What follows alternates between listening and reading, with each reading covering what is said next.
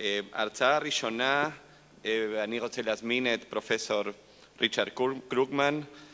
פרופסור קרוגמן הוא דיקאן מפקולטת הרפואה בדנבר, קולראדו, והוא, כמו שדוקטור שמיט אמר, בעל מוניטין בינלאומי גדול ביותר בנושא של הזנחה והתעללות בילדים, והנושא שלו הבוקר הוא התפקיד של הרופא בהתעללות בילדים.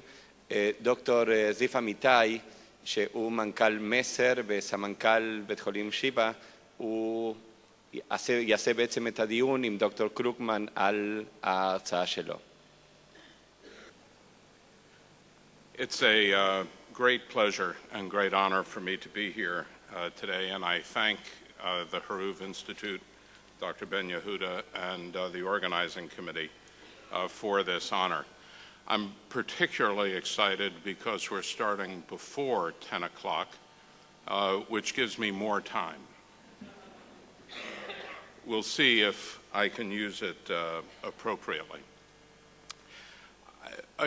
Just a word of introduction. I have been involved one way or another in child abuse work for 40 years. I remember very well my first case of abuse that I saw on December 1st, 1968, in the emergency room at Denver General Hospital in Denver, where I was an intern in pediatrics. I had gone to Colorado primarily to work with Dr. C. Henry Kemp, who I will talk about a little more in a moment. But the child that I saw that night on December 1st was a 8-month-old baby who came in to the emergency room dead. The mother had said she had taken her to the movies, and when the lights came up, she wasn't breathing. When we saw her at the emergency room, she was, in fact, dead. And at the autopsy the next morning, it was clear that the child had been beaten to death. She had brain injuries, she had an old fracture of the arm, and she had major abdominal injuries and hemorrhage. Dr. Kemp asked me to review the records of this child over the 8 months of her life and to also review the mother's records. To make a very long story short, she had been seen early on for many conditions which could have been recognized as being abuse, but weren't. And at the end of my review of this case, Dr. Kemp pointed out that 27 professionals in medicine, nursing, social work, and law enforcement could have prevented the death of that baby, but none did. That case made an impression on me, not just because of the behavior of the mother who had murdered the child, but of the behavior of all of our professional societies and society at large who had turned away from trying to prevent it. So I became interested in the problem in 1968. But I was interested in the problem mostly as a general pediatrician. In 1980, after being on the faculty at the School of Medicine in Colorado for 7 years, I had the opportunity to work in Washington, D.C. Before I left for Washington, and I was going to work in the Congress of the United States on a policy fellowship, Henry Kemp asked me if I would direct the center that he had begun in 1972. That center was called the National Center for Prevention and Treatment of Child Abuse and Neglect. He was worried that if I went to Washington, I would become infected with what he called Potomac fever virus. The Potomac River is the river in Washington, and it is said that people who go to Washington to work in Congress get chronically infected with this virus and never come home. He wanted me to come back to Denver, and so he said, please direct my center, and I had never been able to say no to Henry Kemp, so I said yes. And after a year in Washington, came back to Denver in 1981 to begin work full-time as director of Henry's Center.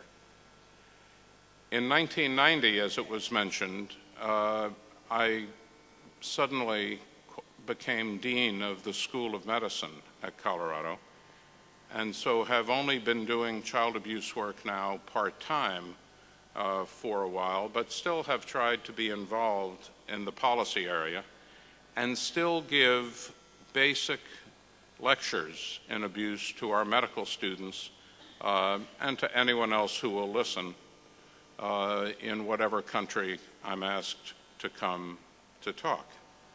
And so I am happy to be here today, and I want to talk about the role of the pediatrician in child abuse and neglect. And let me suggest now that in Israel, as in the United States, we now have two levels of pediatricians in child abuse and neglect. We are developing and have developed in the U.S. expert levels. When I began work in 1981, there were approximately 12 pediatricians in the United States who were doing child abuse work half-time or more. There are now over 700, all of whom are members of a special interest group of the American Academy of Pediatrics. But there are thousands of pediatricians, more than 40,000 in the United States, and more than 100,000 family physicians who see children, for whom this information is very important. And it's that level of pediatrics that I want to talk about today. I am not talking about the specialist. And I should add one other thing, since it's not 10 o'clock yet. I have told the story, and it doesn't always work in an international setting, of traveling for hours and hours and hours to give a talk in a town called Meeker, Colorado. There was one other person in the room when I went to give the talk, and after my talk, I found out he was the second speaker. So sometimes that gets lost in translation, but it taught me to always find out who's in the room before you give a talk. So first, let me ask the question, how many of you in this audience are physicians? Okay. How many are in nursing? Okay. Social work? Law enforcement? Are there any judges here? Yes. Are there any reporters from the newspaper here? Is there anyone here taping this session?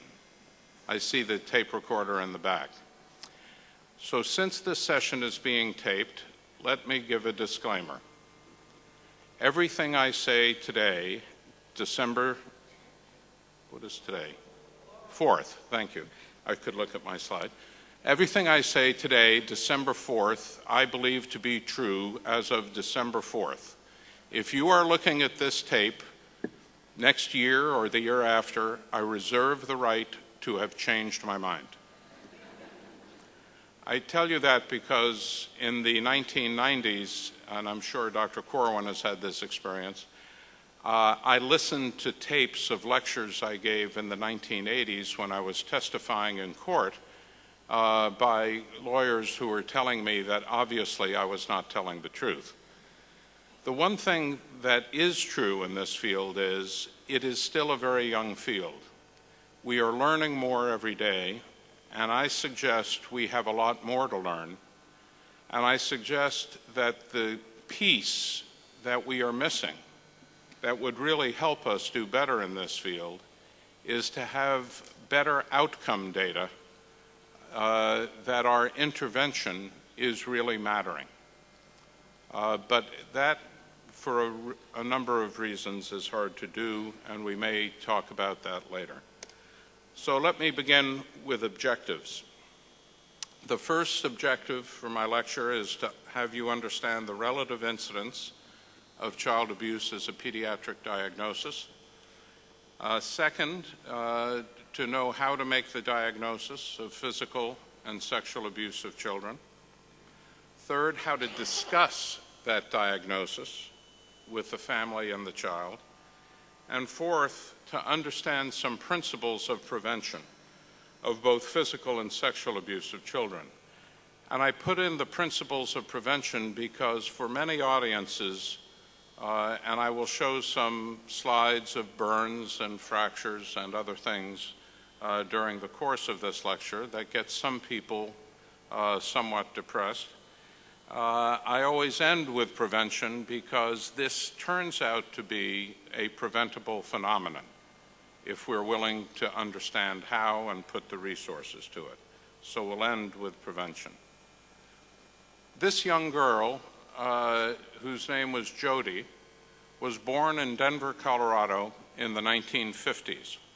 She was one of the 9 cases that Dr. Henry Kemp, Brant Steele, Fred Silverman, Bill Drogmuller, and Henry Silver discussed in their seminal paper entitled The Battered Child Syndrome, which was published in the Journal of the American Medical Association in 1962. Bill Drogmuller was a medical student at Colorado who took the picture of Jody and sent it to every hospital in the United States that had a pediatric service and asked the question, how many children like this who were battered have you seen in the year 1960? Now, Jody was 4 years old at the time of this picture. She weighed 10 kilograms, and she had multiple scars, fractures, and injuries, and had in fact was growing up in a closet in a home in a middle-class suburb, a middle-class area of Denver. When the numbers came back, the number was 302. At pediatric hospitals, pediatric wards in the United States had seen 302 such children. Henry Kemp thought that number was too low. And so he said to Bill, send the picture to district attorneys and ask them, how many cases did you have like this in your community? And the number came back 447. If you read the Battered Child Syndrome paper, it will say that there may be as many as 749 children who were battered in the United States in 1960. That is an extraordinarily low number when you consider that by 1970, after every state had passed mandatory reporting legislation, the estimate was 60,000 children. And by 1980, it was 669,000 children. And by 1990, there were 2.4 million reports in the United States, from which approximately 1 million cases were identified. That number peaked in 1996 at 3.2 million reports and 1.2 million cases substantiated. But it's important to understand that the approach to the problem of abuse in the United States was predicated on there only being less than 1,000 children. If you think there are so few children, you are a country as large as the United States, you probably could rescue all of them. But if you're dealing with more than 1 million children, the rescue effort becomes quite a different challenge. From that battered child syndrome paper came a broader field of child abuse, which includes physical abuse, sexual abuse, emotional abuse, Munchausen syndrome by proxy, and various forms of neglect: physical neglect, emotional neglect, medical care neglect, and educational neglect. This slide I don't expect you to read easily, but the top is moderate to severe asthma, which has an incidence of approximately 1%, 10 per 1,000 children. Congenital heart disease is 7 per 1,000, and this drops down to muscular dystrophy, which is at about, I think, 0.05 or so per 1,000. I put this up because when we approach dealing with these diseases of children, it's important to recognize how low the incidence of most of them are. And in the United States, as elsewhere, for many of these problems, diabetes, muscular dystrophy, leukemia, certainly asthma and lung disease, we have major efforts nationally to raise money to provide resources for training, research, and the care of children with these disorders. We have no such funding for the problem of abuse and neglect, which affects 25 per 1,000, or 2.5% of American children each year. Of that 2.5%, a little over a half are neglected children. About 7 to 10 per 1,000 are physically abused children, and about 3 to 7 per 1,000 are sexually abused children. So we're dealing with a problem in the U.S. that is very, very much of a significant incidence compared to other childhood diseases. And yet the abuse and neglect of children is primarily considered a social problem in the United States. And my premise is that as long as we consider it a social problem, we will not make progress. And so everything that I say over the course of the next day and a half here will be focused to try to help you begin to reformulate how you think of abuse and neglect, and think of it not so much as a social or a legal problem, although I recognize that it is both, but also to have you think of it more as a health, a mental health, and a public health problem. So the role of the health professional in dealing with children is really fourfold. The first is just basic recognition and reporting. The second is treatment. The third is prevention. And the fourth is advocacy, because since children are the only part of our populations that are still disenfranchised from voting politically in our elections, they need someone to speak on their behalf, and someone hopefully who will speak on their behalf with data to support their policy. For most general pediatricians or family physicians or those who are seeing children in the primary care setting, recognition and reporting and prevention are the two areas that are most important. Treatment is primarily dealt with in many countries by the mental health system to the extent it is able, and there are relatively few mental health systems in the world that are adequately enough resourced to be able to provide that treatment, either for the children who are victims or for the families who need help in changing their abusive behavior.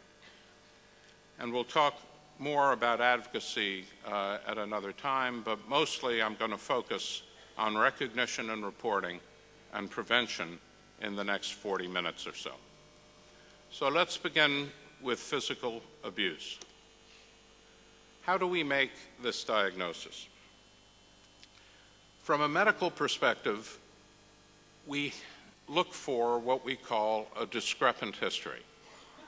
When the mother brought the baby to the emergency room in 1968 and said to me, I was at the movies, when the lights came up, the baby wasn't breathing. And we later found massive head and abdominal injuries. That was clearly a discrepant history. If the mother had said to me, on my way out of the movies, I slipped on the ice and the baby fell under a bus, which ran over the baby, it might have explained some of those injuries. There are clearly injuries that are unintentional and or accidental. Generally, they are witnessed.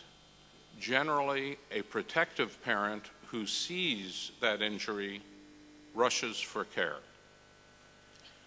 Discrepant history occurs when we hear that a baby may fall off a couch and has severe brain injuries. If every baby who fell off a couch had a severe brain injury, I suspect everyone in this room would have survived a severe brain injury in his or her childhood, because I suspect most of us fell off a couch, fell down some stairs, or had other things happen to us in our childhood. So discrepant history is what we look for. It can be a partial history, such as a case I had where a father said he was lying on the bed with a baby and the baby suddenly stopped breathing, began to vomit. He gave him CPR and the baby was rushed to the hospital. And all of that was true. The part that he didn't tell us about was the 20 minutes earlier when he had been frustrated with the baby's crying and when he had violently shaken the baby and the baby's head hit hard against the crib and the baby became stunned and the father became scared and he put the baby down hoping he would get better, and 20 minutes later, when his brain injury began to manifest itself, he began to vomit and everything the father told us was true. That leads to really the second piece of what we see in these cases, and that's a delay in seeking care. As I mentioned, the protective parent believes that the slightest injury will be terrible. The child who falls off the couch will now never become the physician that the mother wanted that child to be. There will be a delay, on the other hand, in the abusive parent who desperately hopes that whatever they've done isn't as serious as it actually is.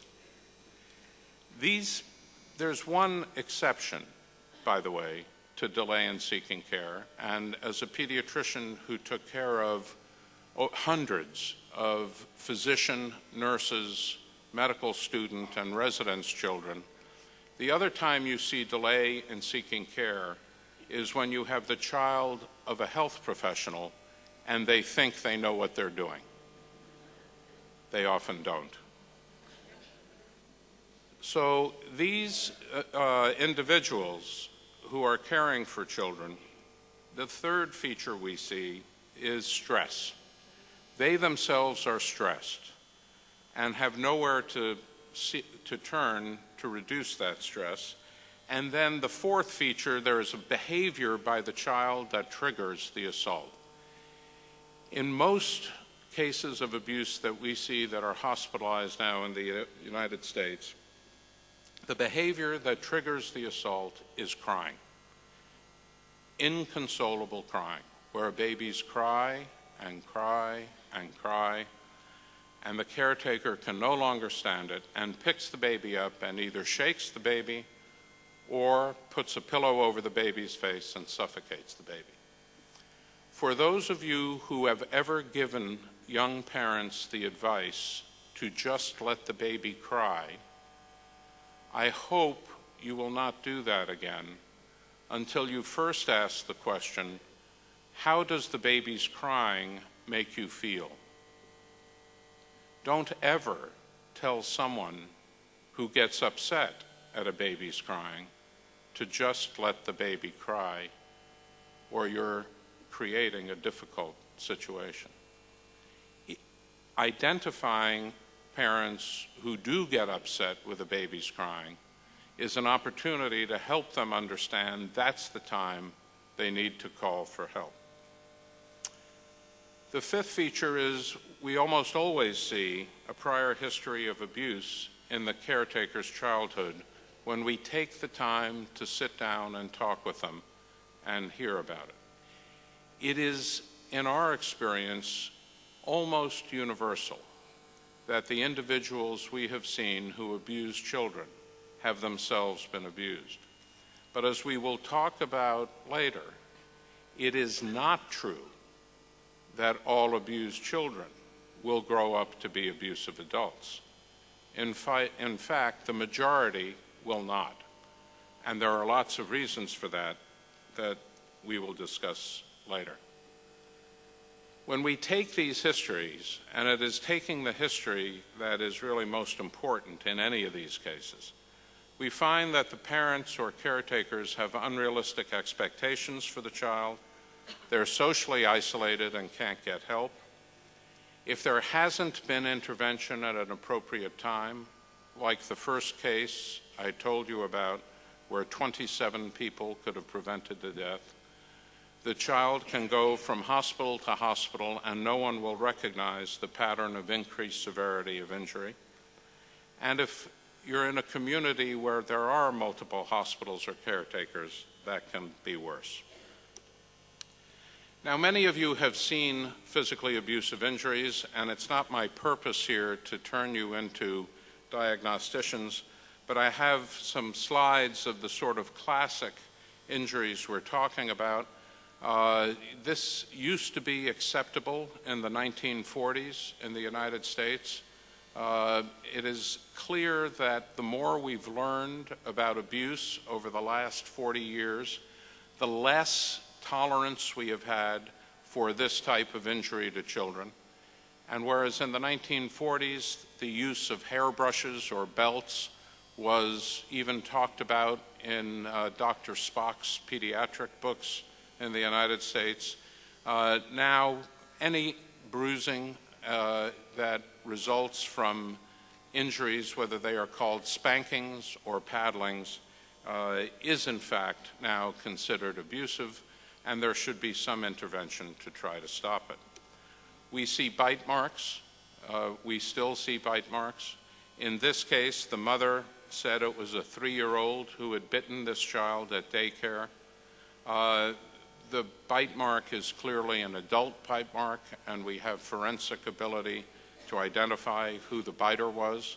And in this case, it was in fact the mother, who was hoping, interestingly, to teach her baby not to bite by biting him, and hoping he would see if it hurt that he wouldn't want to hurt another child, by being sure that all hot water heaters in our private homes and in our apartments are set at low heat.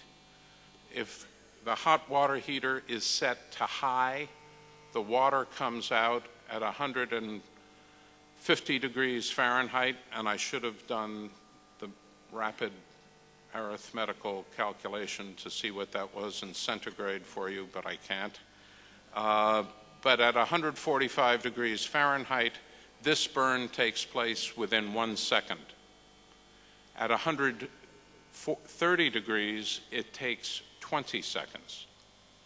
At 120 degrees, which is the low setting, it doesn't happen. So you can prevent scald burns of children just by setting that low. We see depressed fractures, we see spiral fractures, we see injuries, metaphyseal injuries to the long bones of children. All of this is part of the radiologic workup that we see with physically abused children. This is an MRI showing a large subdural hematoma on the child on the right side, and retinal hemorrhages. There's some debate in the forensic literature as to how diagnostic these are. Suffice it to say that a child with brain injury and retinal hemorrhages is a child who needs to be evaluated and is probably abused until proven otherwise. Now, this was an important lesson that I learned from Dr. Kemp. He said, you know, abusive parents love their children very much, but not very well.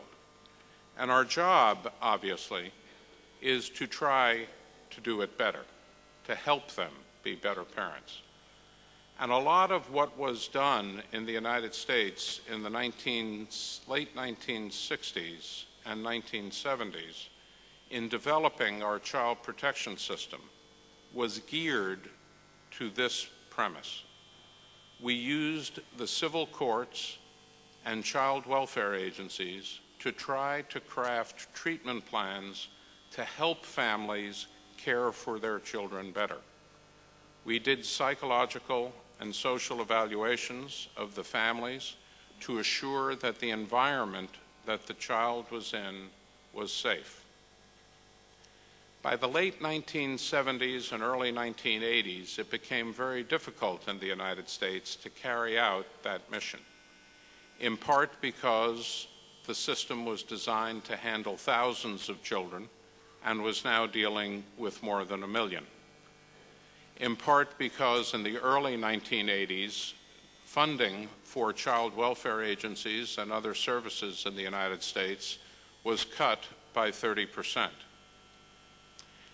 But more in part, and we'll talk about this later, because we suddenly recognized sexual abuse, or re-recognized sexual abuse as a problem in the United States. And unlike physical abuse, which we were willing to deal with in the civil court, sexual abuse was a criminal offense and raised the stakes significantly for the family and for society. And the whole effort in the United States to deal with abuse as a problem shifted from helping abused children and their families to identifying and punishing abusers and perpetrators of sexual abuse and physical abuse. And that shift has taken an enormous amount of resources and has completely changed the child protection system in the United States. And I think it's something perhaps to discuss later in the afternoon at the discussion time as to whether that shift has been helpful or as helpful as we would wish it to be for children and families. So assuming now, get some water. Assuming now that you are someone who is sitting with a child and family where you suspect abuse as a diagnosis, how do you share that diagnosis with them? Our feeling has been you must always be supportive, empathic, and non-accusatory in talking to the family. The first reason for that, of course, is that the person who brings you the child may, in fact, not be the abuser. Let me give you an example. A mother picks up her baby at daycare. The baby is already in the car seat and is wrapped and ready to go home. The daycare person said, the baby's been asleep for the last 40 minutes. I got him ready for you so you could just take him home. And 10 minutes into the drive home, the mother hears a noise and turns around, and the baby is having a seizure in the back seat. She takes the baby to the hospital, to the emergency room. The baby's found to have subdural hemorrhage and retinal hemorrhages and has clearly been abused.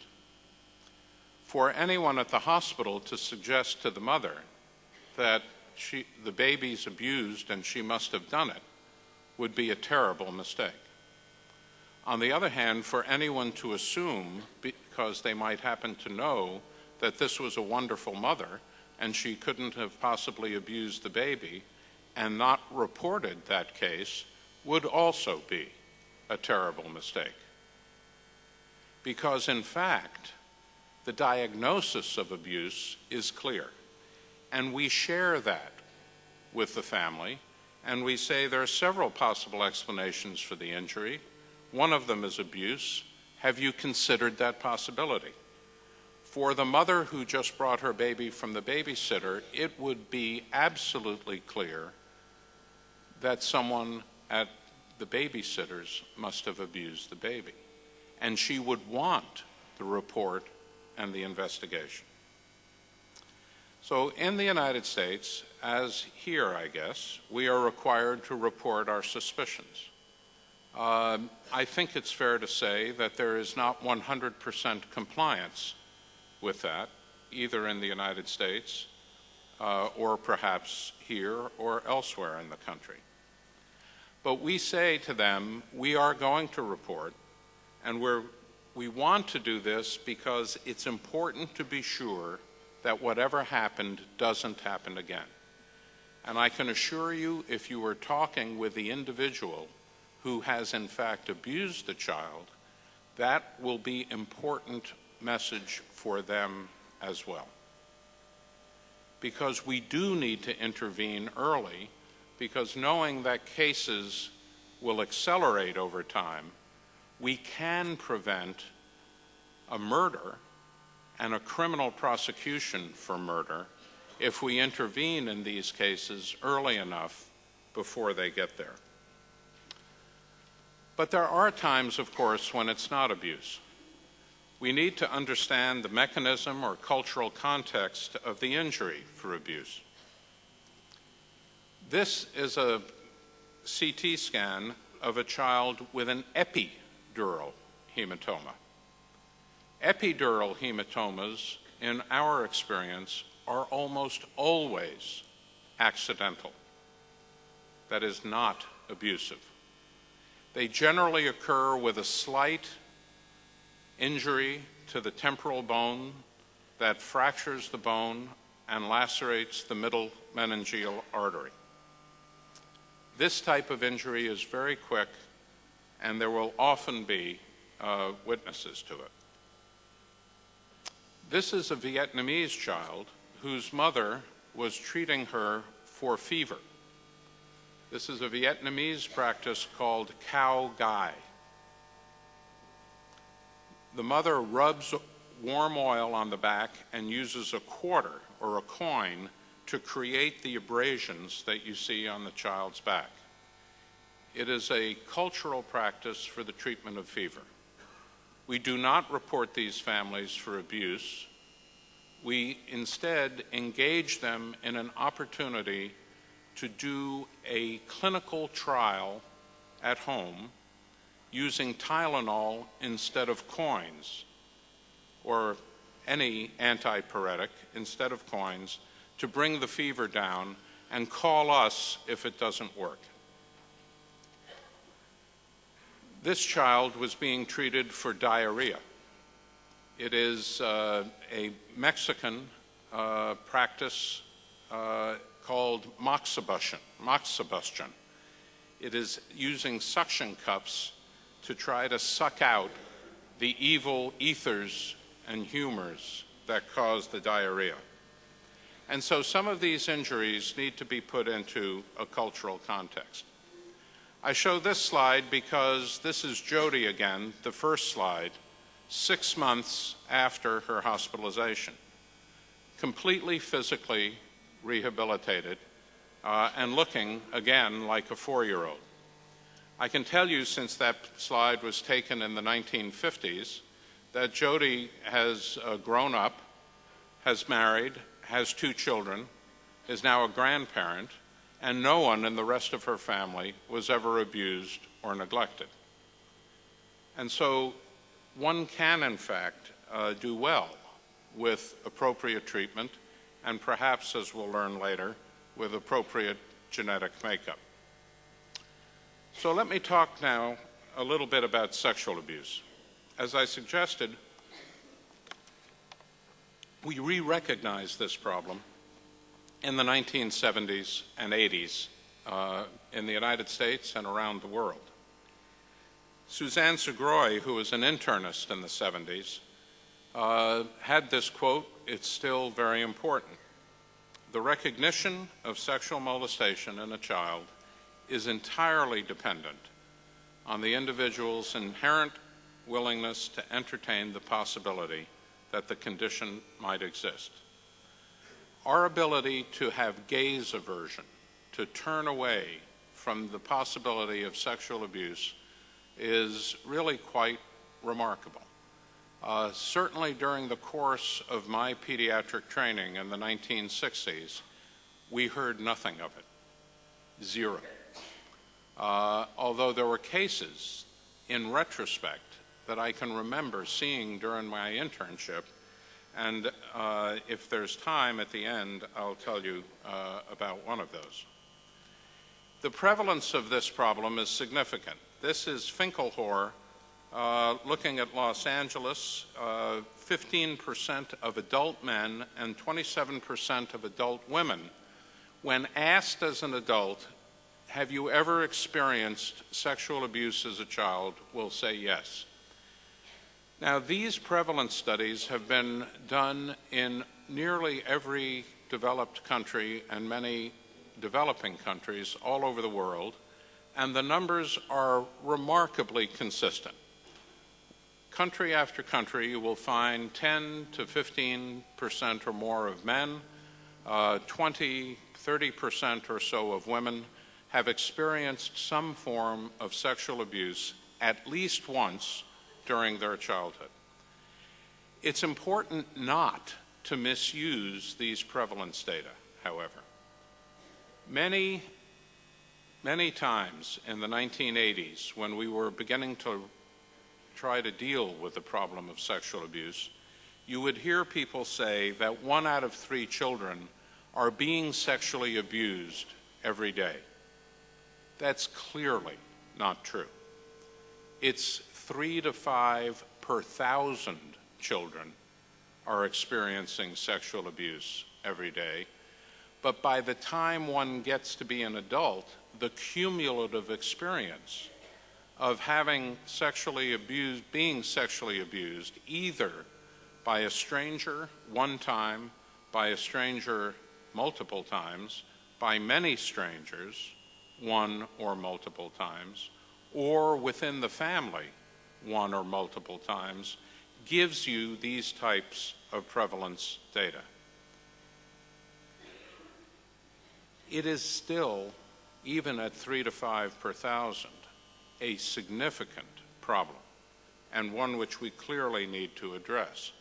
The definition of sexual abuse we use, by the way, is the engaging of a child in sexual behaviors that they do not understand, to which they cannot give informed consent, which are developmentally inappropriate, and which violate the social and legal taboos of our society.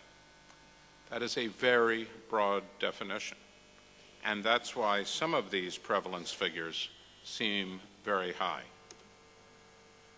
In evaluating children with sexual abuse, particularly in the pediatric or family physician's office, it is again the history that's most important. There are specific vaginal findings that will require colposcopy. There are rectal findings. There are laboratory findings. There are forensic studies that we can do in the acute sexual assault. Clearly, we need to look for sexually transmitted diseases, and any prepubertal child with a sexually transmitted diseases should be considered to be at least a possible sexual abuse case and have an evaluation for sexual abuse. In the history area, the history can come about a variety of different ways. There can be general or direct statements by children. A 3-year-old may make a very straightforward statement about someone touching them or someone putting something in their mouth. There may be sexualized play in developmentally immature children. There can be a number of medical conditions that come to us just as symptoms: recurrent abdominal pain, genital, urethral, or anal trauma, sexually transmitted diseases, recurrent urinary tract infections, particularly in young girls, enuresis or encopresis, and pregnancy. In any of these cases, we need to evaluate the possibility of sexual abuse. There's a long list of behavioral changes in children: sleep disturbances, appetite disturbances, neurotic or conduct disorders, withdrawal, temper tantrums, suicide, excessive masturbation, school problems, substance abuse, promiscuity, prostitution, and perpetration of sexual abuse to other children. With about 3 exceptions, and I'll give you the exceptions in a minute, but with those 3 exceptions, none of these will tell you that a child has been sexually abused. But all of them tell you that it's at least a possibility, and we need to explore it. The exceptions are certain sexually transmitted diseases, gonorrhea or syphilis in a prepubertal child, and also one who's out of the perinatal period, and probably perpetration of sexual abuse, promiscuity, and prostitution are highly correlated with prior sexual abuse as well. But again, we don't know necessarily who the perpetrator is, and our approach has to be to the family: gee, there are a lot of reasons that a child might have recurrent urinary tract infections. One of them may be an anatomic problem, and we can do studies to see if the child has a urethral or a bladder or other anomaly. But another possibility may be that the child is being sexually abused. Have you considered that possibility? And again, engaging the family in the context. 30 years ago, to raise the possibility of sexual abuse with the families we saw would generally receive a startled reaction. They wouldn't know what we're talking about. But in the year 2008, at least in the US, and I suspect here, there are very few people left who don't know that child abuse, physical and sexual abuse, are problems for our children, and they've generally heard about them in our society. So in the physical exam, even though the history is most important, there are physical findings. I'm going to show you a couple. I'm not going to spend a lot of time on them, but I could do this because for students and for many physicians, for many years, most of us didn't look. We didn't know what the normal anatomy of a vagina or hymen was. Both of those are normal. This one is abnormal. There's an abrasion at about 5 o'clock. That may be indicative of sexual abuse, but you would have to put the history together with it to know. Let me suggest a case, and this is a case that I dealt with some time ago, but I show it to our students all the time because it points out an important feature of this. There was an 8-year-old boy who actually lived in Aspen, Colorado, who on a summer night went off to take a bike ride. He was told by his parents to come home at 6 o'clock at night. He came home at 8. He was pale and he was mute. He was taken to the Aspen Valley Hospital, where the exam was said to be within normal limits. They did a toxicology screen. It was negative.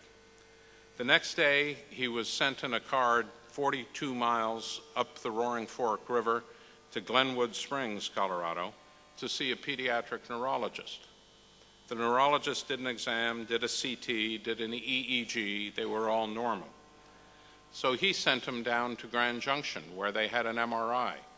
They repeated everything, and it was all normal. On day 4, he was sent to Denver, He was seen by 3 pediatric neurologists. They repeated every single study. They found them normal and suggested he had a psychiatric disorder, and he was put into a residential treatment facility where 3 months later he began to talk about what had happened to him. And I then asked my students, what do you think happened to him? What did they miss? And there's usually silence in the room. And then I say to them, this isn't a lecture on diabetes. And then they get it. And what was missed was this.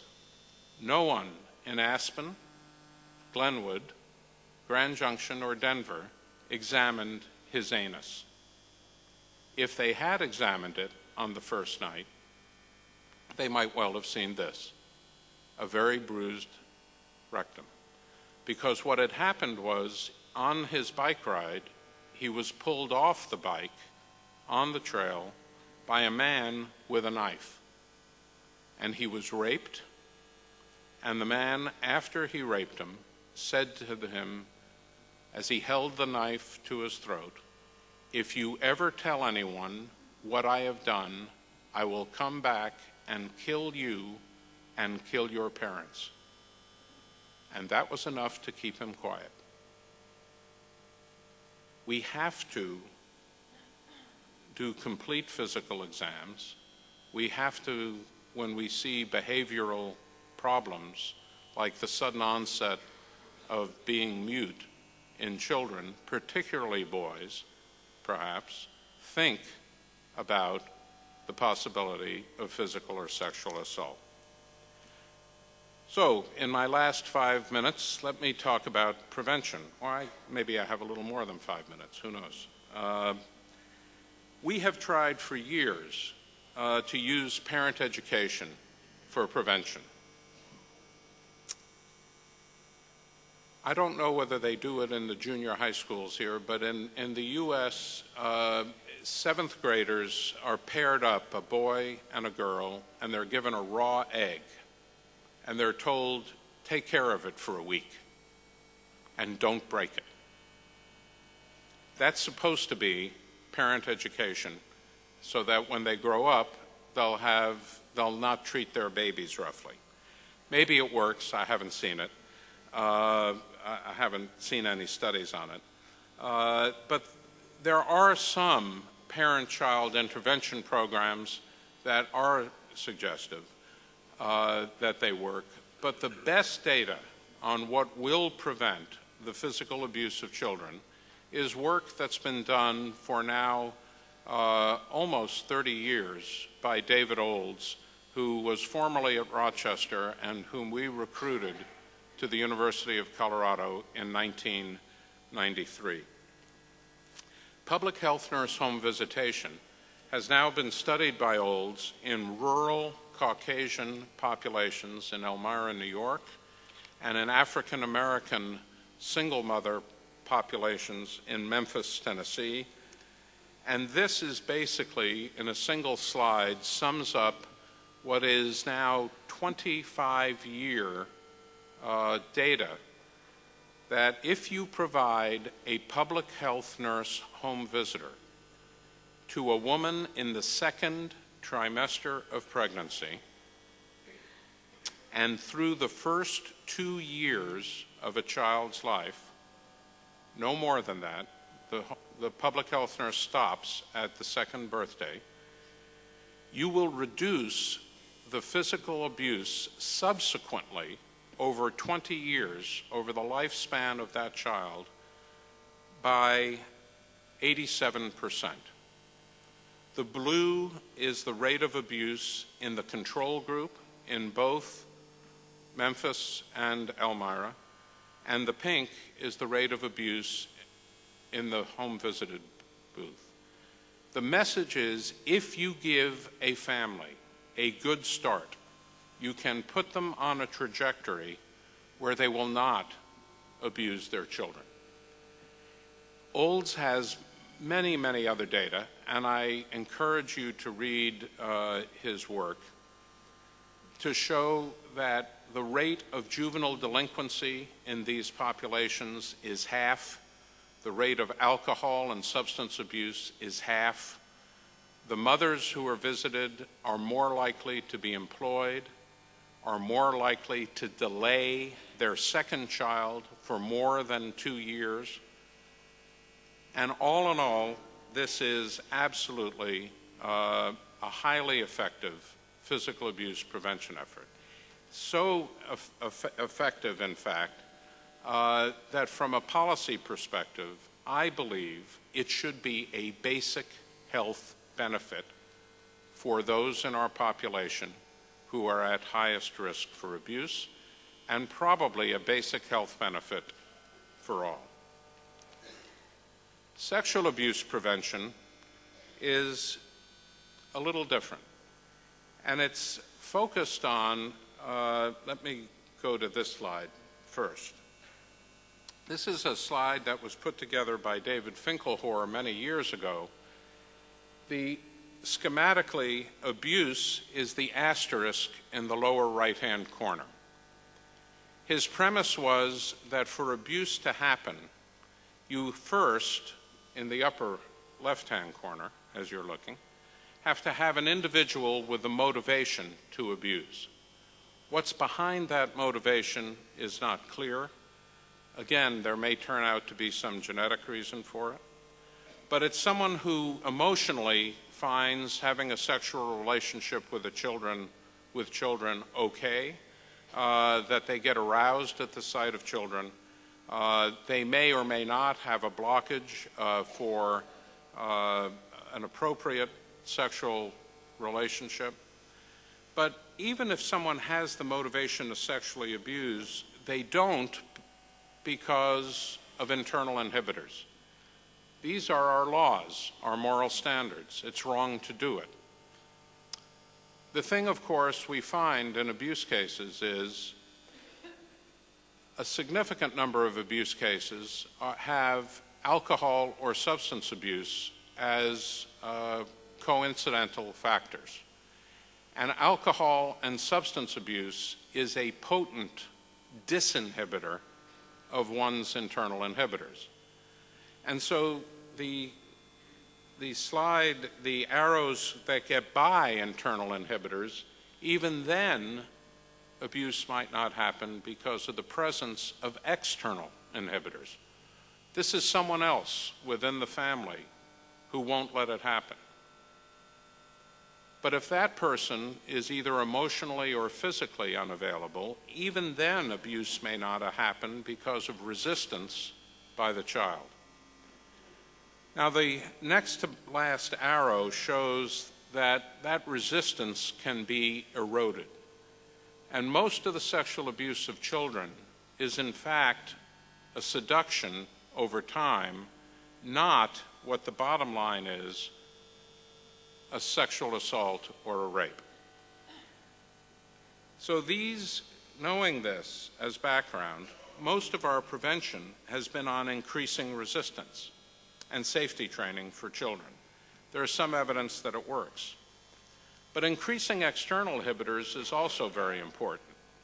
Some of us worked for many years with the Boy Scouts, where many boys in the United States were being sexually abused by scout leaders without anyone hearing about it because the Scouts settled lawsuits and enforced confidentiality agreements.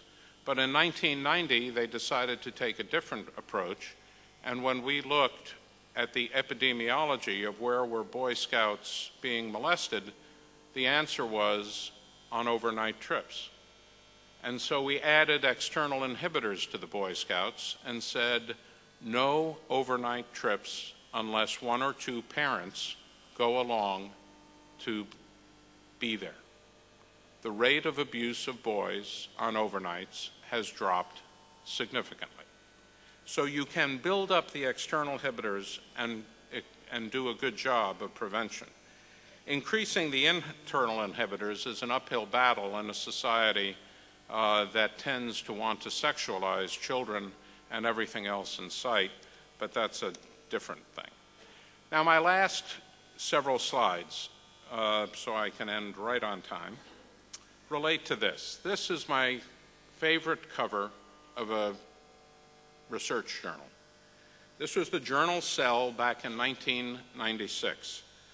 The mother mouse in the upper screen is a perfectly normal mother who's just delivered 8 babies into the nest she made just before delivery. The mouse in the lower cage did not make a nest, although she was pregnant, delivered her 8 babies, and then didn't nurture them, didn't lick them, didn't nurse them, didn't keep them warm. They all died. There is only one difference between these 2 mice. The mouse in the bottom slide is missing the immediate early gene FOSB, and the paper was a defect in nurturing in mice lacking that gene. I can tell you I've seen human mothers like that. The mother who brings her baby at 2 months of age, who's still at birth weight, who doesn't seem to recognize the baby's hunger, may not just be a mother who's uneducated. She may have a biologic capacity not to be able to nurture. I don't want to extrapolate from a knockout mouse to humans. It's a long way to go. But 10 years ago, I raised the question, suppose this were a genetic problem. It turns out others have been looking at the genetics of abuse and neglect. Caspi has studied over time boys in Dunedin who had severe child abuse, and he found that the higher their monoamine oxidase activity was in maltreated boys, the less likely they were to become antisocial. So the presence of this gene in boys is associated with being a survivor of abuse rather than a casualty. He had 539 boys he followed for 26 years. 8% were severely abused, 28% were probably abused, 64% weren't abused. There was no difference in that whole population, meaning that the genotype didn't influence maltreatment. Kessler and others have looked at FOSB knockouts. I've mentioned Caspi. Finkelhor has raised the question about the declining incidence of abuse and neglect, and this is one of the interesting things now.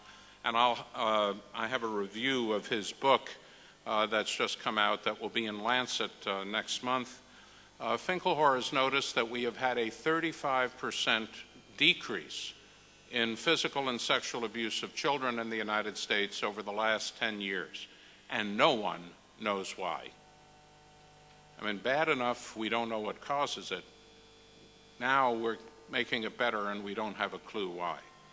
One of the interesting questions is the increased use of pharmacologic agents responsible? SSRIs, antidepressants, other types of medications are on the rise being prescribed by primary care physicians. Or is that having an impact? How would we know? Caspi's work hasn't been supported, and I'm not going to go deeply into the genetics. It's been supported by some people, hasn't been supported by others. There's some intriguing evidence now coming out of the psychiatric literature looking at functional MRI data. Pedophiles have different size amygdalas, and the amygdala is going to turn out to be an important area to study in the future. Vince Felitti has a huge experience in looking at adverse childhood experiences, including abuse, that have significant outcomes on later adult behavior. All of this work together is coming together in a way to make the point I tried to make at the beginning more real for me, and I hope for you. And that is that there's increasing evidence of the genetic influences on the etiology of and the ability of animals and humans to withstand child abuse and neglect. It's, to me, therefore, imperative that we begin to look at abuse and neglect and its consequences in a health and public health context, in addition to the social and legal construct that we've operated on for the last 40 years. we're trying to build a three-legged stool, if you will, or we have a three-legged stool. I think the social and legal legs are very high and very strong. And I think the health leg is very short and very weak. And I think our focus for the next decade needs to be to make that leg as strong as it can through research, both basic research on the biology of abuse and neglect and outcomes research on the impact of all of our interventions on behalf of children to be sure that they're doing what we hope they are. I didn't mean to go backwards. I meant to end. Thank you very much.